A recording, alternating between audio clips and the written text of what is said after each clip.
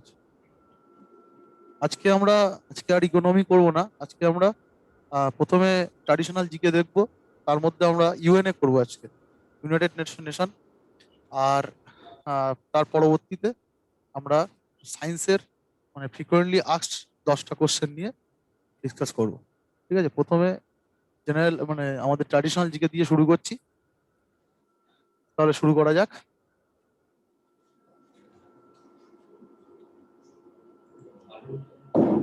আচ্ছা, ট্র্যাডিশনাল জিকের মধ্যে আজকে আজকে হবে আমাদের ইউএন মানে ইউনাইটেড নেশন।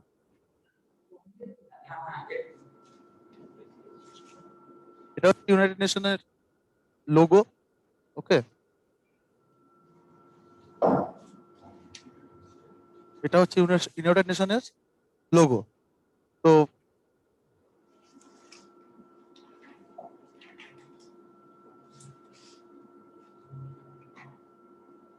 আচ্ছা, প্রথমে ইন্ট্রোডাকশনে কি আছে?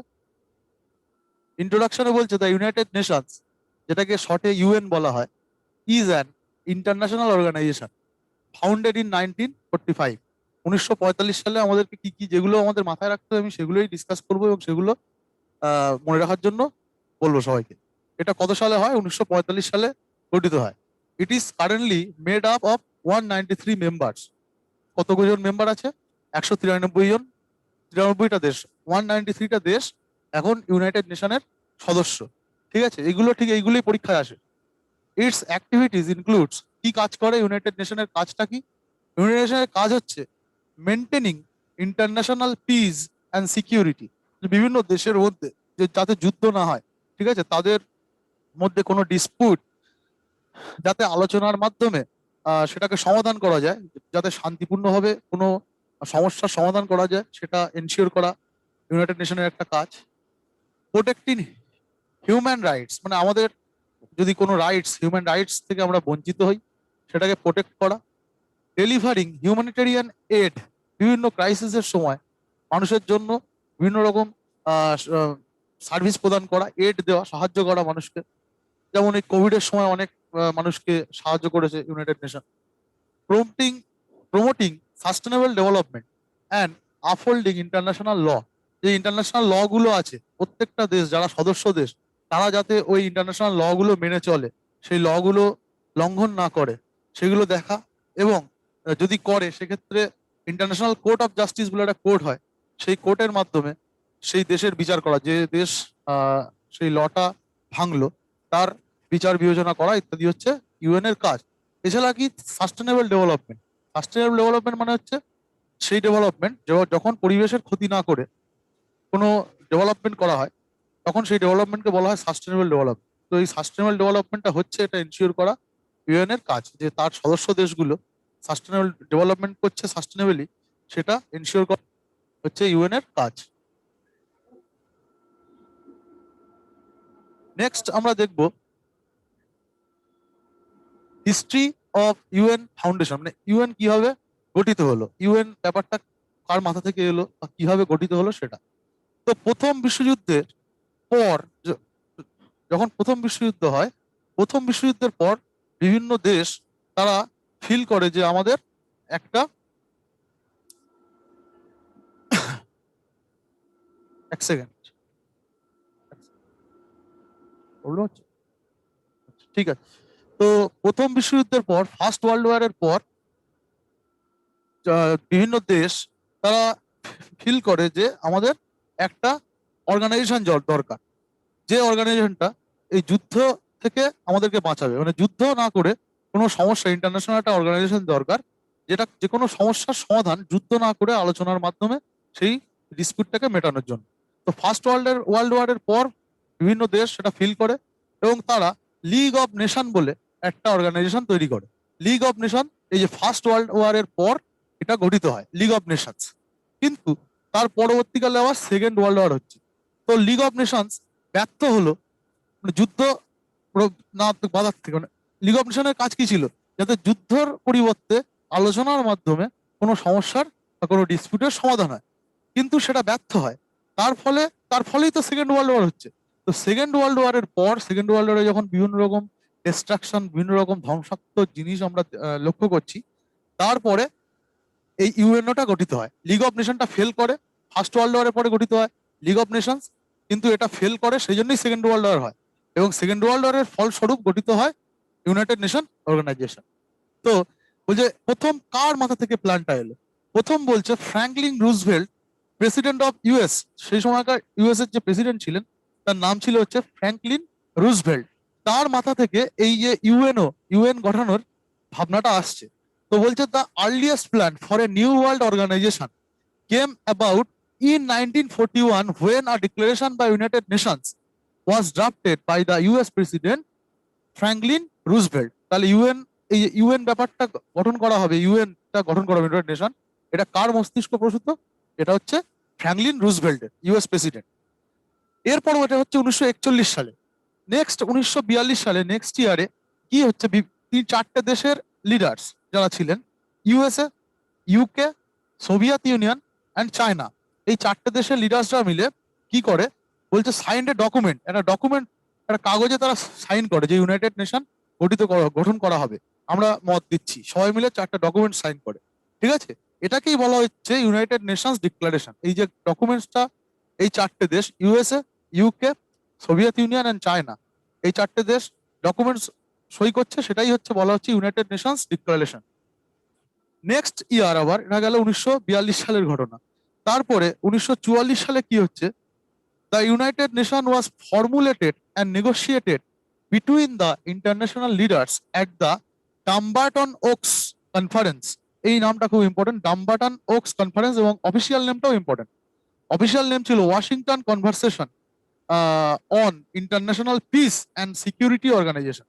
ঠিক আছে, এই যে এইখানে গিয়ে তখন কি করা হচ্ছে, 1944 সালে অনেকগুলো দেশ এসে তারা কি করছে, যে এই ইউনাইটেড নেশন তো গঠিত হবে, এর কি কি মানে কি কাজ করবে, বা এর কি কি আইন মানা হবে, বিভিন্ন দেশের মধ্যে যারা সদস্য হবে তারা কিভাবে সদস্য হবে, এরকম কিছু নিয়ম কানুন তারা তৈরি করে। ঠিক আছে, প্রথম স্টেপ কি হলো, একজনের মাথা থেকে এলো 1941 সালে রুজভেল্ট। 42-এ কি হচ্ছে, চারটে দেশ এগিয়ে এসে সাইন করছে, সেটাকে বলছে ইউনাইটেড নেশনস ডিক্লারেশন। নেক্সট স্টেপে কি হচ্ছে, 1944 সালে সেই তারা ঠিক করছে যে কিভাবে তারা কাজ করবে, তারা কি কি ইন্টারন্যাশনাল ল কি বানাবে, যারা সদস্য দেশ হবে তারা কি প্রসেসে সদস্য হবে, তাদেরকে সদস্য হলে মানে কিভাবে হেল্প করা হবে, ইত্যাদি বিভিন্ন ফর্মুলা তারা তৈরি করে। এবং সেটা কোথায় করছে, ডাম্বটন ওকস কনফারেন্স বলে একটা জায়গা, ডাম্বটন বলে একটা জায়গায় সেখানে করছে, বা সেটা হচ্ছে অফিসিয়াল নেম কি, ওয়াশিংটন কনভারসেশন। ডাম্বটন ওকস হচ্ছে ওয়াশিংটন ডিসিতে অবস্থিত, সেই জন্য এটাকে ওয়াশিংটন কনভারসেশনও বলা হচ্ছে। এটা কত সালে হয়, 1944 সালে। ঠিক আছে, নেক্সট এরপরে 1945 সালে মানে নেক্সট ইয়ার কি হচ্ছে, United Nations conference on international organisation was held in which 50 countries met at San Francisco to draw of the United Nations charter. তো ইউনাইটেড নেশনের যে চার্টার সেটা তৈরি করছে 50টা কান্ট্রি মিলে সান ফ্রান্সিসকোতে 1945 সালে।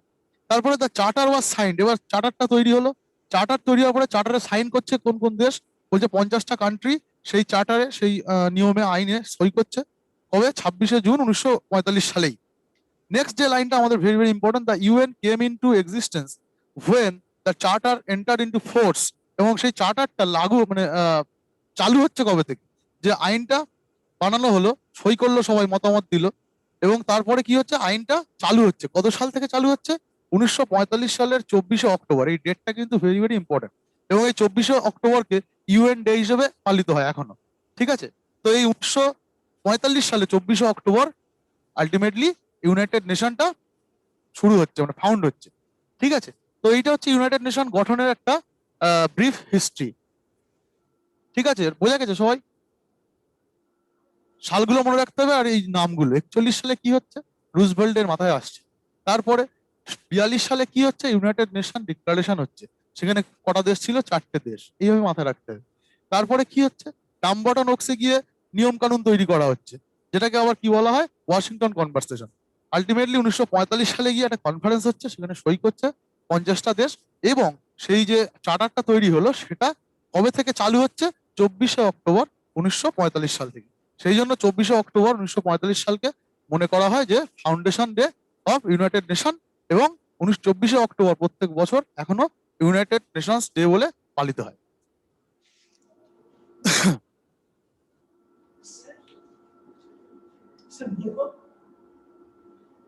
বলুন। স্যার ওই লাল লেখাটা একটু দূরের থেকে দেখতে অসুবিধা হচ্ছে, আসলে জুমটা একটু বাড়িয়ে দেবেন। হ্যাঁ, কি জুম করে দেবে? হ্যাঁ, লাল লেখাটা অসুবিধা হচ্ছে। ছোট ছোট দেখাচ্ছে স্যার কালারটা লাল, রেডটা। পেনের কালারটা? হ্যাঁ স্যার। ও আচ্ছা আচ্ছা, ঠিক আছে, আর নেই, আর কালার নেই।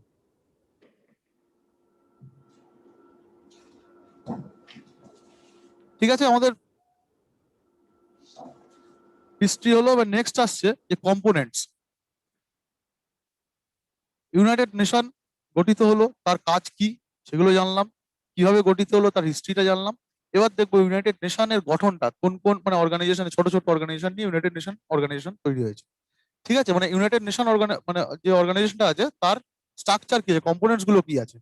ঠিক আছে, তো কম্পোনেন্টস এর মধ্যে বলছে মেন অর্গানস অফ ইউএন আর, ইউএন এর যে মেন অর্গান তার মধ্যে প্রথম হচ্ছে তার জেনারেল অ্যাসেম্বলি। একটা অ্যাসেম্বলি থাকে, সেখানে বিভিন্ন দেশের রিপ্রেজেন্টেটিভ থাকে, তারা বিভিন্ন আলোচনা করে, তাদের প্রস্তাব বা কোনো প্রস্তাব গ্রহণ করা হবে কিনা সেগুলো সিদ্ধান্ত নেয়। একটা সিকিউরিটি কাউন্সিল থাকে, একটা ইকোনমিক অ্যান্ড সোশ্যাল কাউন্সিল থাকে, একটা ট্রাস্টিশিপ কাউন্সিল থাকে, বাট এটা এখন নেই। আরটা হচ্ছে ইন্টারন্যাশনাল কোর্ট অফ জাস্টিস। ঠিক আছে, আর ইউএন সেক্রেটারিয়েট থাকে। টোটাল কটা অর্গানস আমরা দেখতে পাচ্ছি? 1 2 3 4 5 6। তার মধ্যে একটা অর্গান বর্তমানে নেই, এটা উঠে গেছে। ঠিক আছে, তাহলে 5টা অর্গানস নিয়ে হচ্ছে ইউনাইটেড নেশনস গঠিত। অল দ্য 6 আর এস্টাবলিশ, এই 6টাই গঠিত হয়েছিল 1945 সালে, when UN was founded. UN যখন ফাউন্ডেড হয় তখনই তার সাথে সাথেই এই 6টা অর্গানাইজেশন কিন্তু তৈরি হয়েছিল।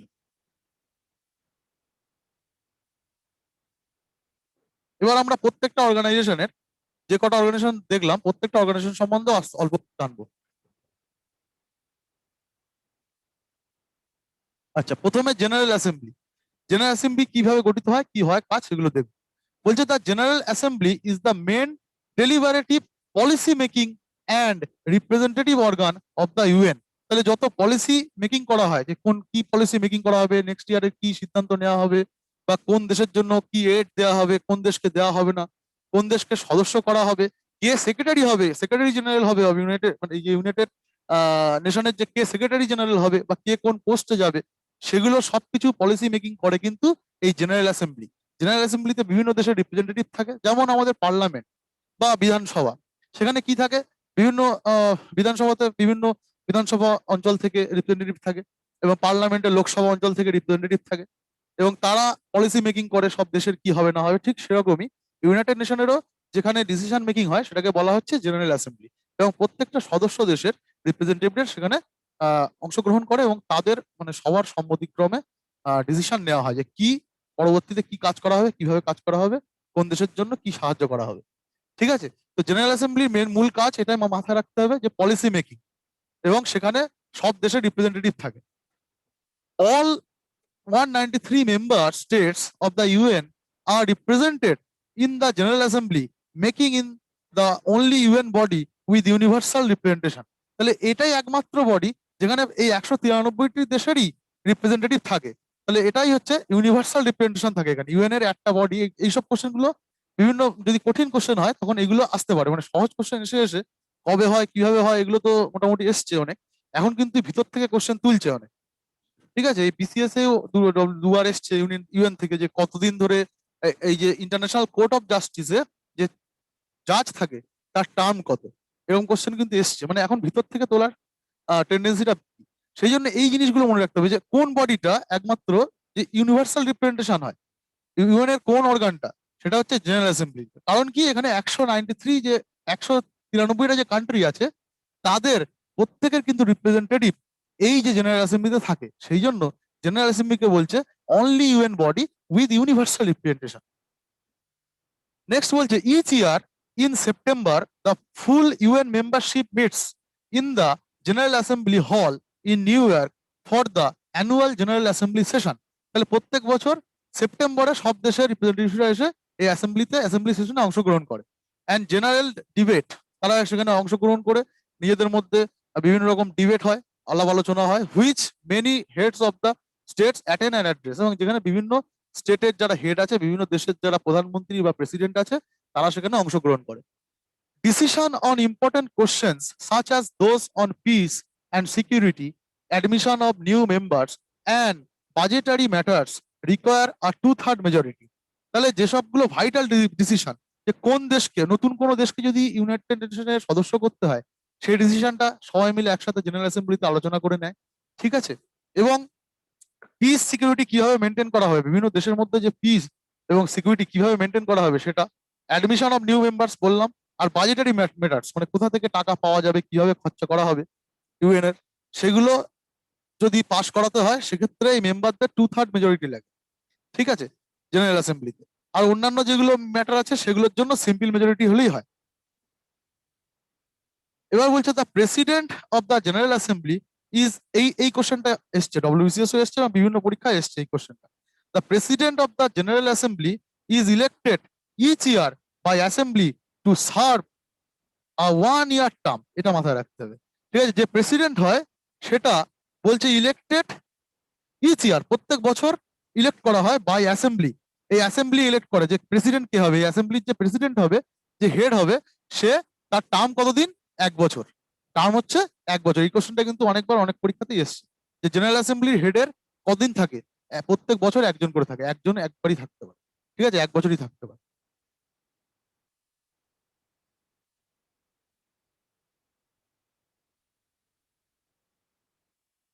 নেক্সট আমাদের জেনারেল অ্যাসেম্বলির পরে আমাদের আসছে যে সিকিউরিটি কাউন্সিল। সিকিউরিটি কাউন্সিল সম্বন্ধে আমরা জানবো। সিকিউরিটি কাউন্সিল বলছে it has primary responsibility under the UN charter for the maintenance of international peace and security. তাহলে সিকিউরিটি কাউন্সিলের কাজ কি, যে ইন্টারন্যাশনাল পিস এবং সিকিউরিটি, বিভিন্ন দেশের মধ্যে শান্তি বজায় থাকছে কিনা এবং বিভিন্ন দেশের সিকিউরিটিতে কোনো সমস্যা আসছে কিনা সেগুলো দেখা হচ্ছে সিকিউরিটি কাউন্সিলের কাজ। The security council is made up of 15 members states. Very very important এই জায়গাটা। এই সিকিউরিটি কাউন্সিল গঠিত হয় 15টা 15 মেম্বার স্টেট নিয়ে। ঠিক আছে, তার মধ্যে 5টা থাকে পার্মানেন্ট মেম্বার। সিকিউরিটি কাউন্সিল গঠিত হচ্ছে 15টা দেশ নিয়ে, তার মধ্যে 5টা কিন্তু পার্মানেন্ট, তারা চেঞ্জ হয় না, আর 10টা মানে চেঞ্জ হয়। ঠিক আছে, তো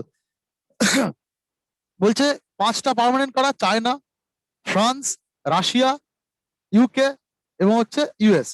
এই 5টা দেশ কিন্তু সিকিউরিটি কাউন্সিলের পার্মানেন্ট মেম্বার, এরা কখনোই চেঞ্জ হয় না। and 10 non-permanent members elected for 2 years. Very very important. আর যারা নন পার্মানেন্ট মেম্বার হয় অন্যান্য যে দেশগুলো, যে 10টা বাকি থাকছে, তারা কদিনের জন্য থাকে, 2 বছরের জন্য ইলেক্টেড হয়।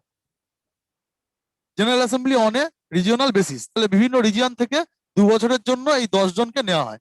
10 জন যে হেড হয় বিভিন্ন দেশ থেকে, এই 5টা দেশ বাদ দিয়ে তারা হচ্ছে নন পার্মানেন্ট মেম্বার হয় এবং তাদের টার্ম কতদিনের জন্য, একটা দেশ 2 বছর করে থাকতে পারে।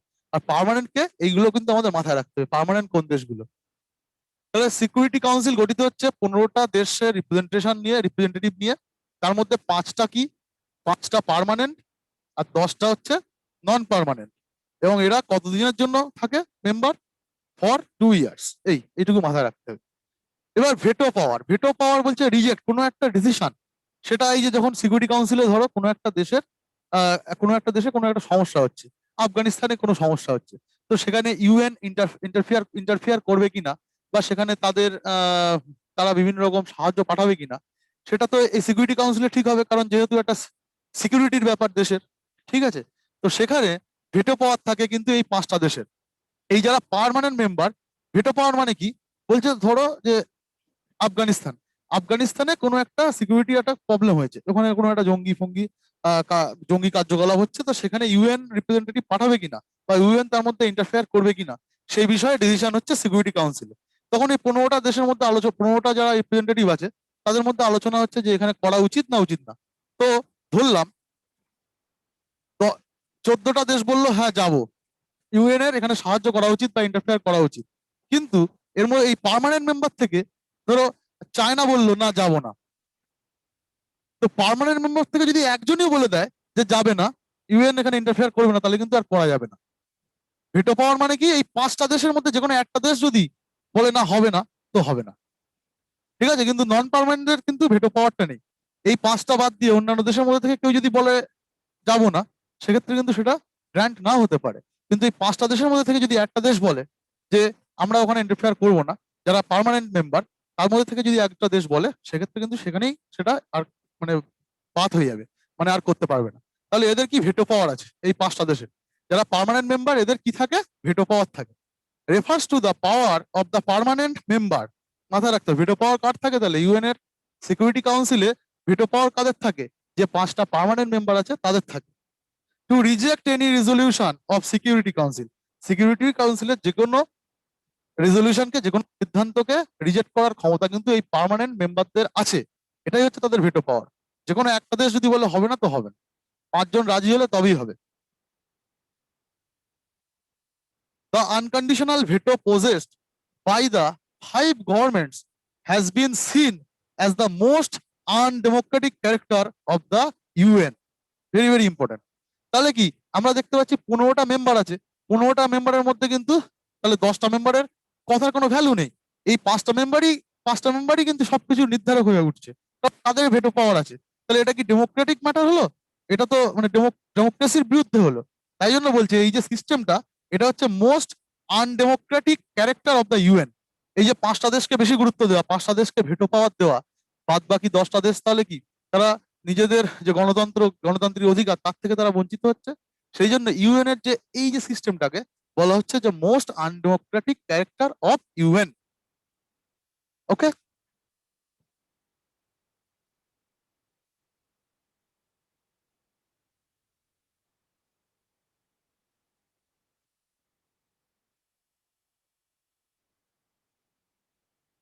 তাহলে দুটো অর্গান সম্বন্ধে আমরা জানলাম, জেনারেল অ্যাসেম্বলি, তারপর security council. Next economic and social council, যেটাকে বলা হয় ইকোসক, ICOSOC, economic and social council. বলছে it is the principal body for coordination, policy review, policy dialogue and recommendation on economic, social and environmental issues. তাহলে এই যে অর্গানটা, এর মূল কাজ কি? অর্থনীতি বা সামাজিক, মানে আর্থ সামাজিক এবং পরিবেশ সংক্রান্ত যে কোনো ব্যাপারে ডিসিশন নেয়কে বা পলিসি মেকিং করে কারা, পলিসি রিভিউ করে কারা, সেটা হচ্ছে ইকোনমিক অ্যান্ড সোশ্যাল কাউন্সিল করে। কি কি বিষয়? Economic, social and environmental issue, as well as the implementation of international agreed development goals. এবং এরা কিছু গোল নেয় যে আমাদের মেম্বার কান্ট্রির মধ্যে এত সালের মধ্যে পভার্টি দূরীকরণ করব, বা এত সালের মধ্যে আমরা হচ্ছে আনএমপ্লয়মেন্ট এত% কমিয়ে ফেলবো। এই যে মানে ইউনাইটেড নেশনের বিভিন্ন যারা মেম্বার কান্ট্রি তারা কিছু গোল নেয় বছরে বছরে, তো সেই গোলগুলো ইমপ্লিমেন্ট হচ্ছে কিনা সেই দেশগুলোর মধ্যে সেগুলো কিন্তু রিভিউ করে এই যে কাউন্সিলটা আছে, economic and social council. It has 54 members elected by the general assembly for overlapping 3-year terms. তাহলে 54 জন মেম্বার থাকে এই ইকোনমিক কাউন্সিলে, এবং জেনারেল অ্যাসেম্বলিতে ইলেক্টেড হয় তারা কদিনের জন্য থাকে? 3 years এর জন্য থাকে।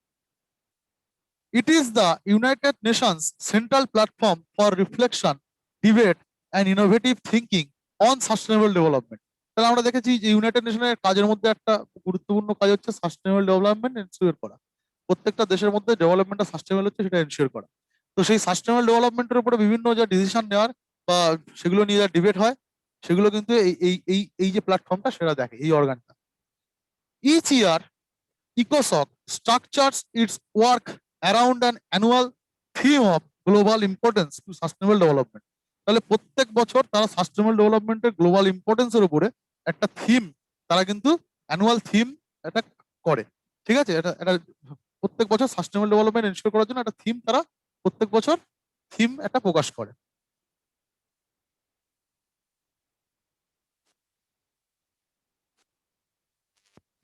হ্যালো।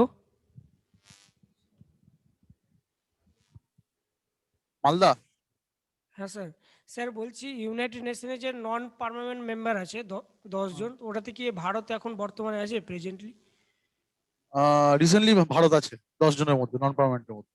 ও এবং স্যার ওটা। পার্মানেন্ট মেম্বার হওয়ার জন্য একটা ভারত একটা চালাচ্ছে, মানে একটা কূটনীতিক সিদ্ধান্তও চলছে ভারত, যে পার্মানেন্ট মেম্বার হওয়া যায় কিনা। তাহলে ঠিক স্যার আছে, ওটাতে কি চাইনাকে বাদ দেওয়া দিতে পারে না অন্য কান্ট্রি? না মানে চায়না তো প্রথম থেকে মানে ফর্মার মেম্বার। ও ঠিক আছে, এবার চায়না চাইলে ভারতকে না নিতে পারে, কারণ ওদের ভেটো পাওয়ার আছে। চায়না তো ওই 5টা মেম্বারের মধ্যে যারা পার্মানেন্ট মেম্বার। ঠিক আছে, হ্যাঁ। তো চায়না যদি বলে যে হবে না, ইন্ডিয়া মেম্বার হবে না, সেক্ষেত্রে যদি ওই 4টে দেশও রাজি থাকে তাহলে কিন্তু হবে না, 5টা দেশকে রাজি হতেই হবে, তবেই পার্মানেন্ট মেম্বার অন্য একটা দেশ হতে পারবে, কারণ ওদের 5টা দেশের ভিটো পাওয়ার আছে। যেটা বললাম মোস্ট আনডেমোক্রেটিক যেটা হচ্ছে ব্যাপার ইউএন এর। আর যে বোঝা স্যার গেছে? কত বছর থাকবে বললেন ওটা, যে 2 বছর করে নন পার্মানেন্ট মেম্বাররা 2 বছর করে থাকবে ও, একটা ঠিক একটা আছে। দেশ। ঠিক আছে, তারপর আবার চেঞ্জ হবে, আবার অন্য দেশ আসবে, এরকম। আর পার্মানেন্ট মেম্বার তো পার্মানেন্ট। আচ্ছা, এরপরে দেখছি আমরা ট্রাস্টিশিপ কাউন্সিল। এটা কি হয়েছে? ইট ওয়াজ স্টাবলিশ 1950, সবকটাই 1945-এ তৈরি হয়েছিল, কিন্তু 1994 সালে all trust territories had attend self government or independence. ঠিক আছে, ট্রাস্টিশিপ কাউন্সিলের কাজ কি ছিল? যদি কোনো দেশ আহ সেই দেশে এখনো স্বাধীন হয়নি, ঠিক আছে, কোনো দেশ ইন্ডিপেন্ডেন্ট নয়, সেক্ষেত্রে সেই দেশ ট্রাস্টি হয়ে থাকতো ইউনাইটেড নেশনের, এবং সেই দেশের দায়িত্ব ইউনাইটেড নেশন ঠিক করে দিত এবার এই দেশ কোনো অন্য একটা দেশের আন্ডারে থাকবে, তারপর আর একটা দেশের আন্ডারে থাকবে। যাতে সেই দেশটাকে দখল করা নিয়ে বিভিন্ন দেশের মধ্যে ঝামেলা না হয়, ইউনাইটেড নেশন কি করতো, সেই দেশ কে মানে শাসন করবে সেটা ঠিক করে দিত অন্য দেশের উপরে। বললো ধরো শ্রীলঙ্কা যদি থাকে, শ্রীলঙ্কা স্বাধীন হয়নি, বললো কিছুদিন চায়না শ্রীলঙ্কা চালাবে, কিছুদিন ইন্ডিয়া চালাবে। এটা ইউনাইটেড নেশন ঠিক করে দিত, যাতে চায়না ইন্ডিয়ার মধ্যে শ্রীলঙ্কাকে দখল করা নিয়ে ঝামেলা না হয়। ঠিক আছে, তো লাস্ট যে দেশটা ছিল সেই দেশটার নাম হচ্ছে পালাউ। এ ট্রাস্টি ছিল ইউনাইটেড নেশনে, কিন্তু এই ইউনাইটেড নেশন এটা 1994 সালে পালাও দেশটা স্বাধীন হয়ে যায়। এর ফলে কি হলো, যে ট্রাস্টিশিপ কাউন্সিলের আর কোনো গুরুত্বই থাকলো না, এটা উঠে গেল। এটাই লাস্ট দেশ ছিল যেটা স্বাধীন ছিল না ইউনাইটেড নেশনের আন্ডারে যে দেশগুলো ছিল তার মধ্যে। তো এ স্বাধীন হয়ে যাওয়ার পরে 1994 সালে এই জিনিসটার গুরুত্বই আর নেই, যেহেতু কোনো দেশ, সব দেশ স্বাধীন হয়ে গেছে যারা মেম্বার। সেই জন্য 1994 সালে কিন্তু ট্রাস্টিশিপ কাউন্সিলটা উঠে যায়। এই কোশ্চেনটা এসছে অনেকবার পরীক্ষা, যে এর মধ্যে কোনটা নেই, ইউনাইটেড নেশনের অর্গান আর নেই, দিয়ে ট্রাস্টিশিপ কাউন্সিল দেয়, বা কত সালে এই এই অর্গানটা অ্যাবলিস্ট হয়ে যায়। ঠিক আছে, সেটাও কিন্তু আসে, এই 1994 সালে ট্রাস্টিশিপ কাউন্সিলটা অ্যাবলিস্ট হয়ে যায়। তাহলে নেক্সট 5 নম্বর যেটা আসছে, international court of justice. International court of জাস্টিসের কাজ কি? Decide disputes between states that are recognize its jurisdiction, issues legal opinions, render judgment by relative majority. তাহলে কি হয়, যখন কোনো দেশের মধ্যে, কোনো একটা দেশ একটা দেশের সাথে একটা দেশের, বা একটা দেশের সাথে একাধিক দেশের মধ্যে যখন কোনো ডিসপিউট হচ্ছে, তো কোনো দেশ যদি ইউনাইটেড নেশনের যে ইন্টারন্যাশনাল ল গুলো থাকে সেই ল গুলো না মানে বা সেই ল লঙ্ঘন করে, তখন কিন্তু বিরোধী পক্ষ সেই দেশের বিরুদ্ধে, যে দেশ আইন ভঙ্গ করলো তার বিরুদ্ধে কিন্তু কোথায় যেতে পারে? ইন্টারন্যাশনাল কোর্ট অফ জাস্টিসে। আমাদের যদি কোনো বেসিক রাইটস, যেটা আমাদের মৌলিক অধিকার যদি ভঙ্গ হয়, আমরা কোথায় যাই? আমরা ডাইরেক্ট কোথায় যেতে পারি? মৌলিক অধিকার যদি ভঙ্গ হয় আমাদের ইন্ডিয়ার ক্ষেত্রে, আমরা কিন্তু ডাইরেক্ট হাইকোর্টে বা সুপ্রিম কোর্টে যেতে পারি। ঠিক তেমনি কোনো দেশের যদি অধিকার ভঙ্গ হয়, বা কোনো দেশ ল না মানে, যে ইন্টারন্যাশনাল ল গুলো আছে, তখন যে দেশ ভাঙলো তার বিরুদ্ধে অন্যান্য দেশ এই ইন্টারন্যাশনাল কোর্ট অফ জাস্টিসে যেতে পারে। এবং সেক্ষেত্রে ইন্টারন্যাশনাল কোর্ট অফ জাস্টিস কি করে? মেজরিটির ভিত্তিতে, মানে কতজন জাজ থাকে, এখানে বলছে 15টা জাজ থাকে, এটাও ভেরি ভেরি ইম্পর্টেন্ট, অনেকবার এসছে পরীক্ষায় কোশ্চেন। এই ইন্টারন্যাশনাল কোর্ট অফ জাস্টিসে কতজন জাজ থাকে? 15টা। আমাদের সুপ্রিম কোর্টে কতজন থাকে, এই কোশ্চেন আসে পরীক্ষায়, 31, তাই তো? তো সেরকম এই যে ইন্টারন্যাশনাল কোর্ট অফ জাস্টিসে কতজন থাকে? 15 জন। ঠিক আছে, আর elected by UN general assembly. তাহলে এই জাজদেরকে কে ইলেক্ট করে? সেই general assembly, for 9 years term. তাহলে কতদিনের জন্য থাকে এক একজন জাজ? তার টার্ম কতদিন? 9 ইয়ার্স, 9 বছরের জন্য থাকে। ঠিক আছে, তো এদের কাজ কি? এরা হচ্ছে বিভিন্ন ডিসপুটের সমাধান করা, এবং বিভিন্ন রকম লিগাল অপিনিয়ন দেওয়া, ঠিক আছে, এবং জাজমেন্ট দেওয়া। এবং কিভাবে দেয়? রিলেটিভ মেজরিটির উপরে। মানে এই 9 জনের মধ্যে রিলেটিভ মেজরিটি 5 জন যেদিকে, সেটাই বেশি কার্যকর হবে, 4 জনেরটা কার্যকর হবে না। রিলেটিভ মেজরিটির মাধ্যমে তারা জাজমেন্ট দেয়, মানে যেদিকে 5 জন আছে সেদিকেই বিচারটা যাবে। ঠিক আছে, রিলেটিভ মেজরিটি বলতে এইটা। সরি, 9 জন বললাম কেন, 15 জন আছে, 15 জনের মধ্যে রিলেটিভ হয়, মানে 8 আর 7 যেদিকে হলো, তাহলে 8 জন যেদিকে গেল সেই রায়টাই কার্যকর হবে। 9 ইয়ার্স টার্ম, এটা ভুল হয়েছে, অ্যাকচুয়ালি 15 জন জাজ থাকে, তাহলে 15 জনের মধ্যে 8 জন যেদিকে যাবে সেই রায়টাই কার্যকর হবে। এটাই হচ্ছে রিলেটিভ মেজরিটি। এইভাবে তারা বিভিন্ন দেশের বিভিন্ন ডিসপুটের বিচার করে, বা বিভিন্ন দেশের যদি কোনো দেশ ইন্টারন্যাশনাল ল না মানে, সেক্ষেত্রে তার জাজ করতে পারে। এটা হচ্ছে ইন্টারন্যাশনাল কোর্ট অফ জাস্টিস। এর মধ্যে মনে রাখতে হবে আমাদের 15 জন জাজ থাকে, এবং কতদিনের জন্য থাকে? 9 ইয়ারের জন্য। এটাই হচ্ছে ইম্পর্টেন্ট এর মধ্যে।